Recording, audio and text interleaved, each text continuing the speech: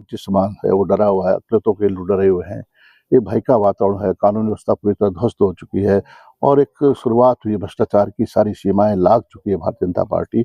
इनके पास कहने के लिए कुछ नहीं है। अगर हम इनका लेखा-जोखा समाज के जनता के सामने रखते रहे हैं, जिस तरह से इन्होंने उत्तराखंड को लूटा है, खसोटा है, उत्तराखंड में जिस तरह से इन्होंने एक अराजकता का माहौल बनाया है और जिस तरह से भ्रष्टाचार में उत्तराखंड आज नंबर पहली पायदान में है, तो कहने के लिए इनके पास कुछ नहीं है।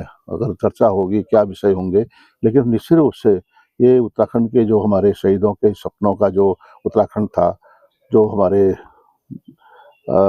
आंदोलनकारियों का जो सपना था, आज वो धूल-धूसरित हो चुका है। सिर्फ भारतीय जनता पार्टी अपनी छवि को चमकाने के लिए 1000 करोड़ रुपया खर्च कर देती है और ये पैसा किसका है? ये सवाल तो है ना। ये सवालों का जवाब, अगर ईमानदार है भारतीय जनता पार्टी की सरकार, इन सवालों के जवाब जब हम पूछेंगे, विपक्ष कहेगा, हमारे माननीय विधायक बोलेंगे, तो अगर सरकार ईमानदार है, तो इन सवालों का जवाब देगी। मुझे नहीं लगता इन सवालों से बचना चाहेगी, कतराना चाहेगी। तो विपक्ष सपोर्ट करेगा 2 दिन सत्र में? क्या विपक्ष ने बात रखेगी? नहीं, हम अपनी बात को रखेंगे। हमने देखेंगे ना, ये आईना दिखाने की काम बात कर रही है भारतीय जनता पार्टी की सरकार। जिस तरह से जनता को गुमराह करना चाहती है?